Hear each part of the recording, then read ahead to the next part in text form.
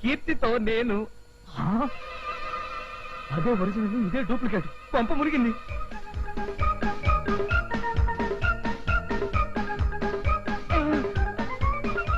అదేంటండి కట్టేస్తూనే వచ్చేసారు? చల్లటి గాలి కోసం. ఎవరి పని వాళ్ళు చూసుకోండి. అమ్మగారు డైరీ.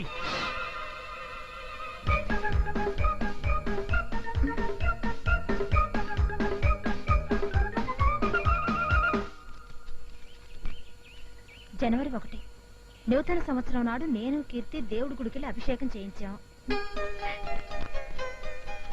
ఫిబ్రవరి 4 కీర్తి నేను కలిసి గ్యాంగ్ లీడర్ సినిమాకి వెళ్ళాం.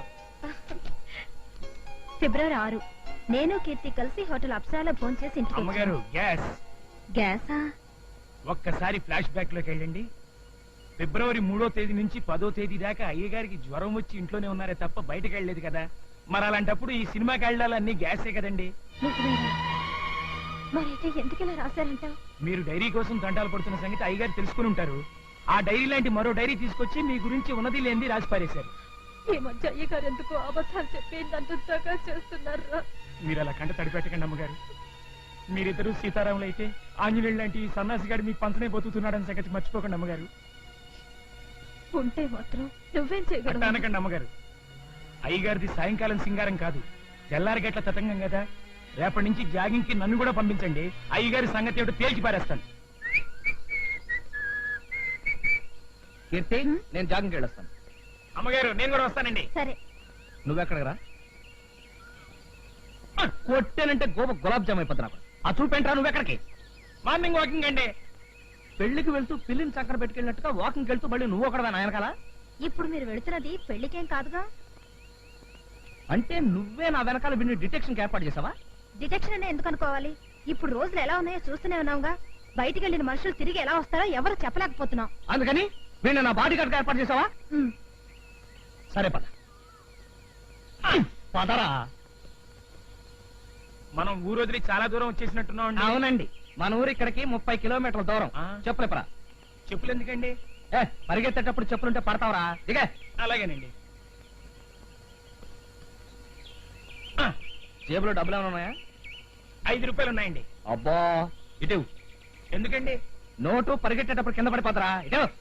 నోటే కదండి, ఏం పర్లేదండి. కొట్టేనంటే గోప గులాబ్ జామ్ అయిపోద్ది. ఇవే పరిగెట్ట. పరిగెత్తరా? పరిగెడుతున్నా కదండి. పరిగెట. జాగింగ్ అంటే ఏమనుకున్నావు? పరిగెట.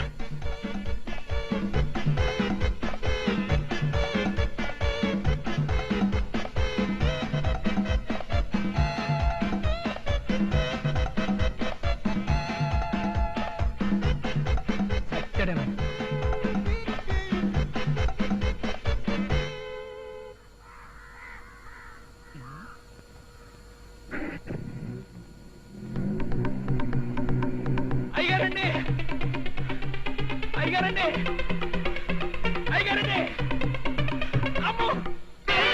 అసలేవాడు అమాయకుడు, పైగా తల్లి తండ్రి లేని అనాథ. అనాథ అయితే అప్పటికి నేనేదో వాడిని మర్డర్ చేసి సముద్రంలో బారేసినట్టుగా ఏంటో సనుగుడు. చూడు, ఎవడో డర్టీ ఫెలో ఈ టైంలో అడుక్కోవడానికి వచ్చాడు. ఏదో తీసుకొని పెట్టు.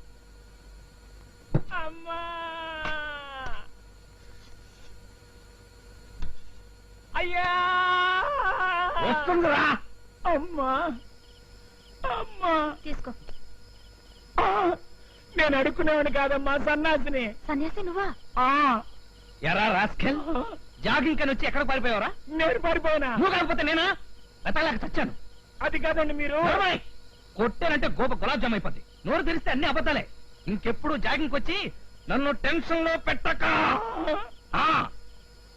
చూడండి అమ్మా, అమ్మా నన్ను 30 మైళ్ళ దూరం తీసుకెళ్లి కాళ్ళకి చెప్పులు లేకుండా నా జేబులో డబ్బులు తీసేసుకుని వదిలేసింది చాలక పైగా నాదే తప్పంటూ ఎలా డబ్బా ఇస్తున్నారో చూసారా అమ్మా? చూడపోతే ఇదంతా ఈయనే కావాలని ఆడుతున్న నాటకంలా ఉంది.